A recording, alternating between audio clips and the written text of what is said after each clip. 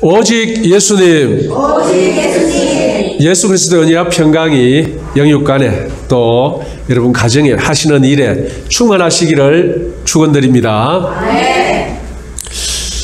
오늘 제목이 멋있지요. 백부장은 어떻게 알았을까? 예, 제목이 저는 제목을 이렇게 생각하면서 제목 참 잘 지었다라고 생각했습니다.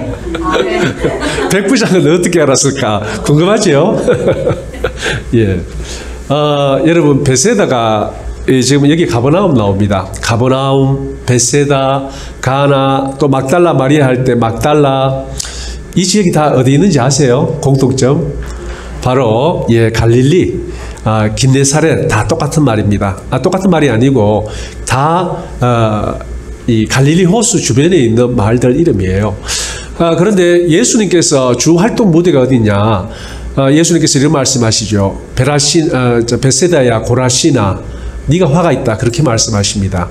소돔과 네한테 행했던 내 이 기적을 소돔과 고모라에 행했다면은 그들이 구원을 받았으리라, 이렇게 말씀하십니다. 이게 무슨 말씀이냐면요, 베세다, 여기 가버나움, 또 고라신, 가나, 막달라, 긴네사렛, 이 모든 곳이 예수님의 주 활동 무대였어요. 바로 호수 주위를 다니시면서 주로 활동하셨습니다. 그러다 가끔씩 예루살렘도 가셨고 그래요. 그래서 성경 대부분은 어디서 일어나는 이야기냐면요, 바로 나사렛 호수, 나사렛 호수가 아니라 호수 근처에서 일어나는 일입니다. 자, 그런데 오늘 이 본문에 보면 가버나움으로 들어가시잖아요. 가버나움. 그러니까 가버나움은 말하자면 갈릴리 주변에 있는 여러 이제 마을들 중에서 큰 마을에 속하는 말이에요. 큰 마을. 말하자면 그 중심부쯤 되는 말이에요. 바로 그 근처에 있는데, 이제 거기에 누가 사느냐? 백부장이 삽니다. 아마 백부장의 군대가 거기 주둔하고 있었던 것 같아요. 그런데 오늘 이 본문을 읽어보면은, 백부장의 사랑하는 사람이 병들어 죽게 되었습니다. 그래서 예수님의 소문을 듣고 장로들을 보냅니다. 이 당시 장로님들은 굉장히 인정받는 사람들이에요. 유대인의 장로를 하면은 굉장히 유대인들에게 존경받는 사람입니다. 물론 그들이 회당장이냐 아니냐 뭐 그럴 수도 있고 아닐 수도 있지만 그하고 상관없이 유대인의 장로를 하면은요, 유대인들한테 굉장히 인정받는 그 마을의 지도자들이라고 볼 수 있습니다. 예, 그래서 이 사람들을 보냅니다. 자기가 직접 안 나가고, 왜냐하면 자기하고는 일명씩도 없겠죠. 그래서 아는 사람들을 통해서 우리 종 좀 고쳐주십시오. 그러니까 장로들이 어떻게 합니까? 장로님들이 나가서 하는 말이, 이 사람 좀 병 고쳐주십시오. 이 사람은 우리 민족을 사랑하고 또 회당도 지어줬습니다. 이렇게 얘기를 합니다. 정말 이 백부장이 참 좋은 일을 많이 하죠. 그죠? 예, 유대인한테 굉장히 우호적이고 좋은 일을 많이 합니다. 그런데 사실 이 일로 말미암아서 이 백부장의 이야기가 성경에 나오는 건 아닙니다. 이 백부장의 얘기가 어디 나오냐면은 마태복음에도 나오고 누가복음에도 나옵니다. 또 이 이야기를 간단하게 또 어디 나오냐면은 요한복음에도 그때는 백부장이 아니고 왕의 신하로 해가지고 간단하게 처리해서 이야기가 간단하게 나오는데, 이 성경에 이 이야기가 들어가게 된 계기가 뭐냐? 바로 오늘 제가 그 이야기를 하려고 합니다. 자, 오늘 이 본문을 보십시오. 6절, 예수께서 함께 가실새 이제 그 집으로 갑니다. 이에 그 집이 멀지 아니하여 백부장이 벗들을 보내어 이르되, 주여 수고하시지 마옵소서. 내 집에 들어오심을 나는 감당하지 못하겠나이다. 그러므로 내가 주께 나아가기도 감당하지 못할 줄을 알았나이다. 말씀하사 내 하인을 낫게 하소서. 어떻게 이런 고백을 하게 되었을까요? 예. 이게 이 사람들에게 부탁한 이유가 뭡니까? 내가 선생님 앞에 나갈 존재가 못 됩니다. 라는 것을 알았어요. 참 놀랍지 않습니까?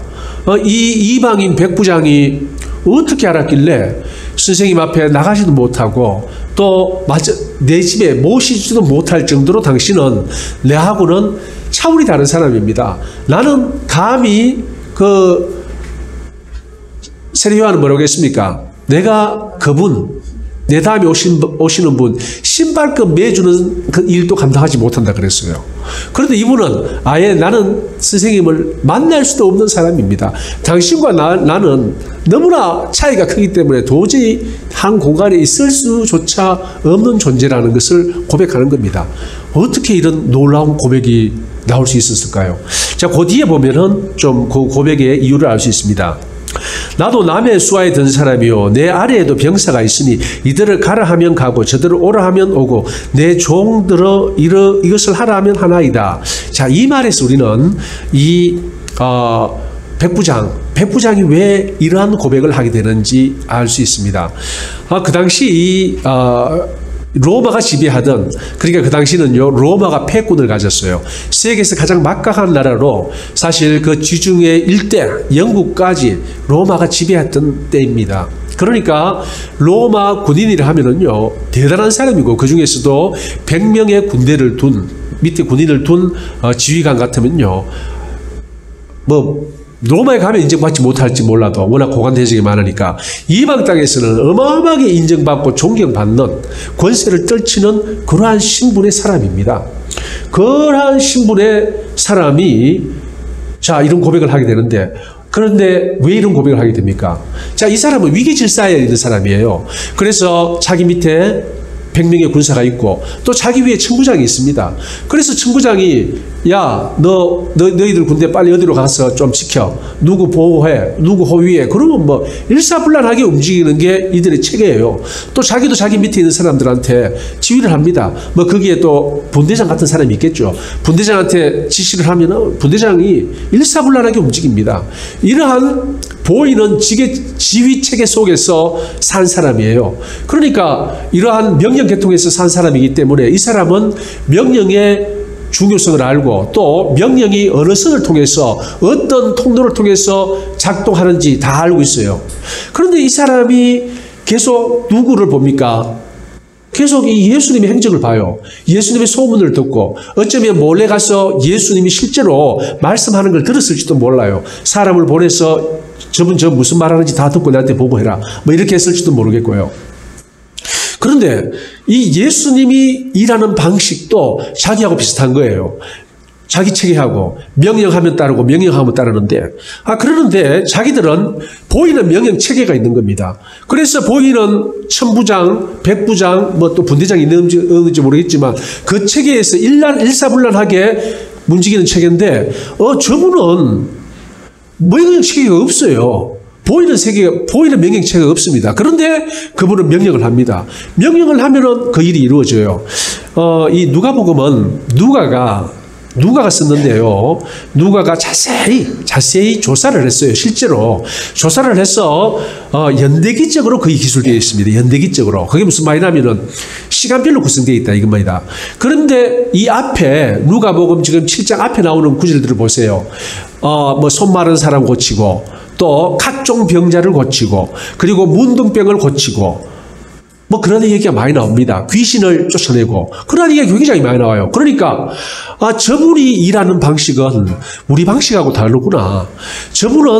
우리는 보이는 이 세계의 방식으로 움직이는데 저분은 보이지 않는 세계를 움직이는 분인데, 그런데도 보이지 않는 세계에서 보이는 세계들이 다 그 명령에 순종하구나 라는 것을 발견하게 된 거예요.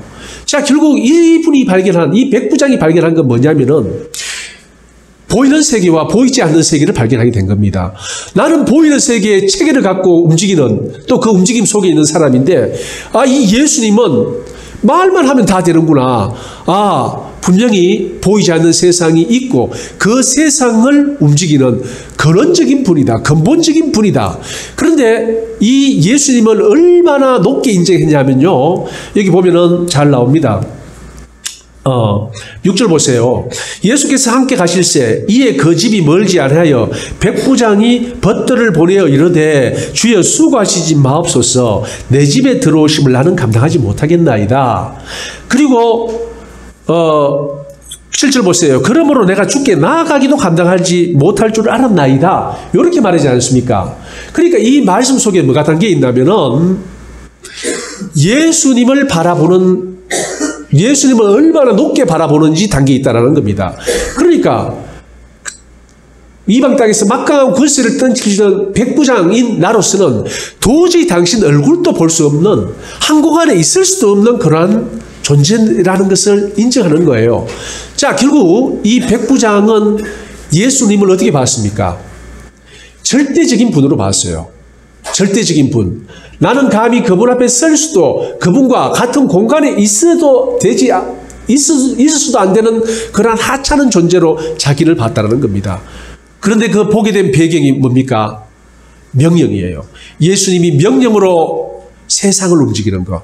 자기들은 계통으로 세상을 움직이는데 계통도 없는, 이 세상에 어떤 조직도 없는 예수님께서 말씀으로 귀신을 떠나보내고 온갖 병자를 고치고 손이 말라가 배짱 마른 사람을 바로 말씀으로 낫게 하고 온갖 병자가 원하면 다 고쳐주는 그것을 보고, 아, 이분은 하나님이시구나, 또는 전능자시구나, 또는 유대인, 내가 지금 도와주고 열심히 도와주고 회당을 주셔가지고 내가 최대한 잘해주고 있는 이 유대인들이 그렇게 바라던 메시아구나라는 사실을 알았던 거예요. 그래서 이러한 놀라운 고백을 할 수 있는 것입니다. 자, 우리도 마찬가지입니다. 우리의 삶 속에서 우리는요, 끊임없이 보이는 부분만 봅니다. 우리는 보이는 것만 봐요.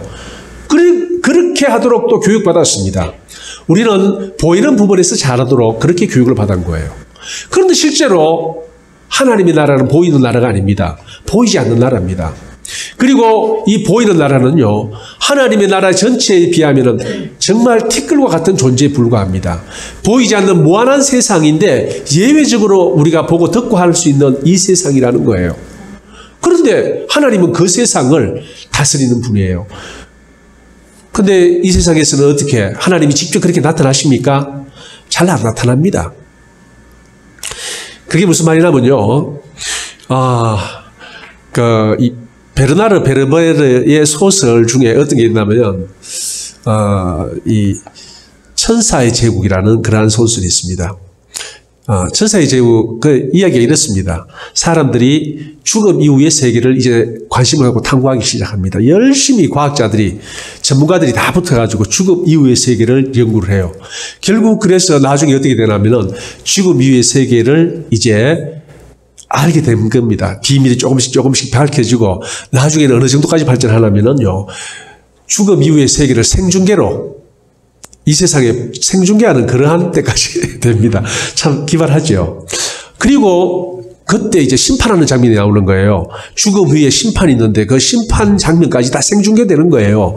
어떻게 이 세상에서 어떻게 살면은 그 죽음 이후의 세계가 어떻게 된다는 것을, 그게 이제 다 드러난 거예요. 완전히 드러난 거예요. 그러니까 세상 사람들이 생각이 완전히 바뀌게 되는 겁니다. 어떻게 삽니까? 무조건 남에게 베푸고 남에게 선을 행하려는, 절대 남에게 해를 끼치지 않으려는 삶으로 바뀌어가는 거예요. 그래서 자기 집은 항상 일어납니다. 누구든지 우리 집에 와서 필요한 거 다 가져가세요. 어느 집이든지 다 그렇게 하는 거예요. 그래도 아무도 안 가져가요. 아무도 법을 안 어겨요. 왜요? 이 세상은 짧은 세상이고 그 이후의 세상의 보상이 크기 때문에 그걸 알고 있으니까 이 세상이 완전히 악한 사람이라고는 없어졌어요. 그런 내용입니다. 그런 내용인데. 자, 보십시오. 그런데 그 세상이 완전히 밝혀졌을 때는 어떻게 됐느냐? 사람들이요, 그에 맞춰 움직입니다. 맞춰 움직이죠. 그러니까 뭘 한다 하면은 다 잘하는 것 같습니다. 자, 내일 점검 나옵니다. 오늘 다 정비하세요 하면은 오늘 열심히 할 겁니다. 그런데 불시하면 어떻게 됩니까? 평소에 잘하던 사람은 상관없지만 못하는 사람은 안 되지 않습니까? 하나님의 일도 그렇습니다. 만약에 일주일 후에 예수님께서 이 땅에 오신다고 하면은 사람들이 어떻게 살아갈까요?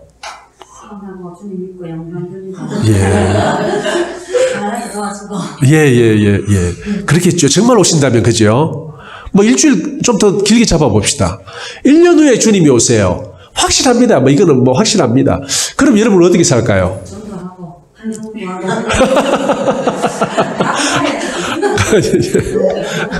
예. 우리의 삶이 완전히 달라집니다. 지금까지 살았던 삶, 세상에 욕심은 부려 부질이 없는 거 쫓아가고 더 가지려 하고 더 높아지려 하고 더 인정받으려 하고 그러니까 세상에서 인정받으려 하던 모든 것을 내려놓을 겁니다. 그때부터 생각할 겁니다. 어떻게 하면 하나님께 인정받을 수 있을까? 그래서 거기에 초점을 맞추고 성경 연구할 겁니다. 목사님 찾아가 목사님 어떻게 하면 하나님한테 인정받아요? 뭐 그걸 물을 겁니다. 그렇죠. 그런데 만약에 주님 한 3만 년 후에 오실 거예요. 확실합니다. 막 그게 확실하다 그러면은 내 살았을 때 주님 안 오는구나. 그러면 어떻게 하면 될까? 마음껏 저기다가 죽기 한 1개월 전에 1개월은 조금 그렇고 한 6개월 전에 내가 열심히 한번 살아볼까? 뭐 이런 생각도 할 수도 있겠죠. 하나님은 그런 걸 원하지 않으세요. 성경에서 계속 이야기하는 건 뭐냐면은 우리 마음이 하나님께로 향하는 겁니다. 그러니까 사마리아 여인이 예수님께 묻잖아요. 예수님이 자기의 과거를 맞추니까 사마리아 여인이 이때다. 궁금한 거 이때 물어봐야겠다 하죠. 그리고 묻습니다. 내가 보니까 선생님 좀 예언자 선지자 같은데 하나 물어봅시다. 우리 조상들은 이 사마리아에서 예배드리라 하는데 유대인들은 예루살렘에서 예배드리라고 합니다. 어느 게 옳습니까? 참 질문 잘했어요. 너무 고맙습니다. 사마리아 여인이. 그러니까 예수님이 뭐라고 말합니까? 여자여 들어라 하면서 말씀하시는 거예요. 이 산도 저 산도 아니다. 하나님께 예배하는 자는 신령과 진정으로 예배드리라. 하나님은 영이시기 때문에 그렇다. 하나님은 장소, 형식 이걸 그것도 중요하지만 그것보다도 더 영이니까 영에 맞는 내 영이 그분의 영께 드리는 영광을 받기를 원하고 그리고 말씀 하나님이 우리에게 어떻게 살아라고 또 어떻게 하라고 하신 그 말씀의 진리에 근거해서 예배 드리기를 원하지 다른 게 아니다. 큰 교회 가서 예배 드리라. 작은 교회 우리 작은 교회지 않습니까? 작은 교회 말고 큰 교회 가서 예배 드리라. 사실 요즘 작은 교회 안 올리는 이유가 뭡니까? 제가 한번 물어봤어요. 네. 교회 선택하시려면은 저희 같은 작은 교회 좀 와서 같이 신앙생활 합시다 하면, 전 작은 교회는 안 갑니다 하면서. 왜요? 돈이 많이 들어요. 또 이래 말해. 또 이런 말을 합니다. 돈요? 그렇습니까? 하면서, 예. 그러면 또 다른 이유는요. 작은 교회는 할 일이 많습니다. 또 그렇게 얘기를 해요. 우리 교회 할 일 많습니까? 없어요. 제가 볼 때는 우리 교회만큼 할 일 없는 교회가 없을 것 같아요. 예. 말씀 있고, 예. 하여튼 그렇습니다. 그런데 돈 문제도 그래요. 작은 교회면 돈이 많이 든다고 생각을 해요. 물론 아마 그럴 거예요. 아무것도 없이 개척한 상태에서는 여러 가지 돈이 많이 들 겁니다. 그렇지만 저는 또 그런 부분에 있어서도 억지로 어떻게 하고 그런 사람이 전혀 아니에요, 저는. 제가 목사가 된 지도 이제 6년 조금 아직 다 돼 가는데, 그러니까 나이 들어서 목사했죠. 나이 들어서 목사하는 사람은 그런 거 안 따집니다. 예. 자, 하여튼 그렇습니다. 그런데 그게 결국 뭐냐면요. 손해 안 보겠다는 거 아닙니까? 예수 믿으면서도 나 손해 안 보겠다. 나 열심히 일 안 하겠다. 그냥 내 편안하게 다니면서 내 얼굴 내면서 아니면은 많은 좀 고상한 사람들 교제하면서 편안하게 내 신앙생활을 하겠다. 이겁니다. 그런 믿음은요. 어떻게 되는지 아세요? 성경적으로 보면은 하나님하고 상관없는 믿음이에요. 하나님하고 상관없는 믿음. 하나님께서 그렇게 인도하시면 그렇게 하면 되는데 그게 아니고 철저하게 인간적인 계산으로 그렇게 한다는 것은 옳지 않아요. 나는 그 교회 비전보다는 이 교회 비전이 맞습니다. 그 교회 이런 건 상관없어요. 그런데 돈 문제, 일 시키는 문제 그런 문제로 해가지고 교회를 택한다는 것은 문제가 많아요. 자, 그런데 이 보이지 않는 세계, 이 보이지 않는 세계와 보이는 세계 끊임없이 우리는 우리는 하나님께서는 보이지 않는 세계를 보라고 끊임없이 우리에게 이야기를 합니다. 하나님의 나라를 보라보고 정말 하나님께서 통치하시는 그게 바로 천국이거든요. 그러니까 우리가 예수님 다시 오시면 이루어질 완전한 천국이 있고 지금 그 전에는 하나님께서 다스리는 그곳이 천국이에요. 그래서 지금 이 순간 이 장소를 하나님께서 통치하고 하나님께서 관리하고 계시는 이게 바로 천국입니다. 이 천국을 경험한 사람만이 영원한 천국을 소유할 수 있다는 것이 성경의 가르침입니다. 계속해서 이걸 이야기하고 있습니다. 여러분들 마태복음 13장에 보면은 7가지 비유로 천국을 이야기를 하십니다. 그런데 여러분 그거 자세히 읽어보세요. 천국 이야기 있습니까? 천국 하나도 없습니다. 그래서 천국이 없습니다. 다 뭡니까? 예수 그리스도 이야기입니다. 예수님이 천국이다라는 것을 계속 이야기하고 있는 거예요. 계속 쭉 보면 그렇습니다. 결국 뭐냐? 예수 그리스도를 알아야 되는 거예요. 오늘 이 백부장은 뭘 알았습니까? 예수님이 하시는 말씀과 하시는 살아오신 삶, 그 갈릴리 일대를 다니시면서 복음을 전파하면서 가신 모든 일을 봤을 때 저분은 신이다. 신이라는 걸 알았어요. 뭐 그 사람들이 뭐 그 백부장이 뭐 잘 알았겠습니까만은 그런데 이 유대 땅에 와서 유대 회당을 돕고 아마 장로들하고 친분이 있었겠죠. 그러면서 물어봤을 거예요. 당신의 종교는 어떤 종교입니까? 뭐 그리고 혹시 당신의 종교에도 어떤 신이 있습니까? 뭐 신 이야기도 하고 메시아도 이야기했겠죠. 그러면서 아마 이분은 모르긴 몰라도 저분은 정말 어쩌면은 유대교에서 기다리는 메시아다라는 것을 알았을 거예요. 정말 자기들이 믿는 그 그리스 로마 신 아무도 저분처럼 하는 것을 본 적도 들은 적도 없어요. 하지만 지금 같은 공간에 사는 저 나사렛 예수라는 사람은 저렇게 진리의 말씀을 전가하고 선포하고 뿐만 아니라 명령만 하면은 보이지 않는 세계가 다 순복하고 순종하는 저분이야말로 사람이 아니다. 신이다라고 생각했을 겁니다. 바로 그래요. 그러한 눈을 그것을 보는 눈을 떴어요. 그러면 한번 생각해 보십시오.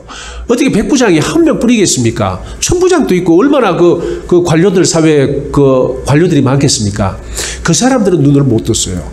그 사람들은 눈을 못 떴는데 그분의 이야기를 듣고도 그 참 신기하다, 놀랍다라고 생각을 했을지 몰라도 이 백부장과 같은 믿음을 갖지는 못했습니다. 그런데 이 백부장은 이 믿음을 가졌잖아요. 결국 백부장이 그 자기의 지휘 계통을 바라보면서 예수님이 하신 보이지 않는 세계를 지휘하는 그것을 보고 보이지 않는 세계를 다스리는, 그런데 그 보이지 않는 세계를 다스릴 뿐만 아니라 보이지 않는 세계가 이 보이는 세계를 통제하는 그 사실을 알고 이분이야말로 신이다. 나는 그분과 한 공간에도 있지도 못한다 라는 것을 알게 되었어요. 그래서 내가 당신 앞에 나가는 것조차 내가 감당하지 못합니다 하면서 다른 사람을 보내가지고 못 오시게 했어요. 오지 마세요. 명령만 하세요 했거든요. 그런데 그 당시 많은 다른 사람들은 그렇게 반응하지 않았습니다. 결국은 이렇게 바라볼 수 있도록 백부장에게 누가 은혜를 내렸습니까? 하나님이 은혜라는 거예요. 하나님. 베드로에게 묻습니다. 야, 베드로야, 너는 나를 누구라 하느냐? 주는 그리스도시요 하나님의 아들이십니다. 살아계신 하나님의 아들이십니다. 그러니까 예수님이 뭐라고 말씀하십니까? 베드로야, 네가 복이 있다. 이를 너에게 알게 한 이는 혈이고 육신이 아니다. 하늘에 계신 아버지다. 하나님이시다. 이렇게 말씀하십니다. 결국 오늘 이 백부장에게 그러한 사실을 알게 하신 분이 누굽니까? 하늘 아버지라는 거예요. 여러분, 이 백부장의 믿음이 여러분에게도 동일하게 임하기를 예수님을 축원드립니다. 그러면 우리는 어떻게 해야 되느냐? 기도해야 됩니다. 기도해야 됩니다. 이 사람은 어떻게 살았습니까? 그 삶이요, 정말 유대인을 존중하고 유대인의 회당까지 지어줄 사람이에요. 자기 돈을 들여가지고 유대인의 회당을 지어준 사람이에요. 얼마나 유대인을 존중하고 사람들을 사랑하고 존중합니까? 바로 우리의 삶도 그래야 된다는 거예요. 한마디로 말씀대로 살아갑니다. 말씀에 순종하며 말씀대로 살아가려고 우리 자신을, 우리 내 생각을 내려놓을 때 그때 하나님 역사하기 시작하는 거예요. 내 생각을 내려놓고 어떻게 하면은 내가 좀 더 주님께 가까이 갈 수 있습니까? 어떻게 하면 저도 백부장의 믿음을 가질 수 있습니까? 주님, 저를 불쌍히 여겨주세요. 이렇게 자기를 부인하고 자기를 낮출 때 하나님께서는 우리의 눈을 열어주시고 우리의 마음의 문을 열어주십니다. 그리고 백부장이 보았던, 백부장이 깨달았던 그 놀라운 깨달음을 우리에게 허락하신다는 겁니다. 그러면은 어떻게 됩니까? 예수를 바로 메시아로 바라보게 됩니다. 예수를 창조주로 바라보게 됩니다. 그 예수가 나와 함께 영원히 동행하신다는 것을 깨닫게 되는 거예요. 그러면 우리 삶이 달라집니다. 두려운 게 없습니다. 바로 이러한 삶을 우리에게 보이기 위해서 오늘 이 백부장의 이야기가 들어가 있는 것입니다. 사랑하는 성도님들, 백부장의 믿음이 우리 믿음이 되어야 됩니다. 우리도 보이지 않는 세계, 그 세계를 지금 주관하고 계시고 그 세계에서 보이는 세계를 통제하시는 그분, 예수 그리스도, 그분을 바라볼 수 있어야 됩니다. 예, 그리고 백부장과 같은 믿음을 고백함으로 세상 승리하는 우리 사랑하는 모든 성도님들 되시기를 예수님의 이름으로 축원드립니다. 할렐루야. 아버지 하나님 감사합니다. 전능하신 아버지 하나님을 찬양합니다.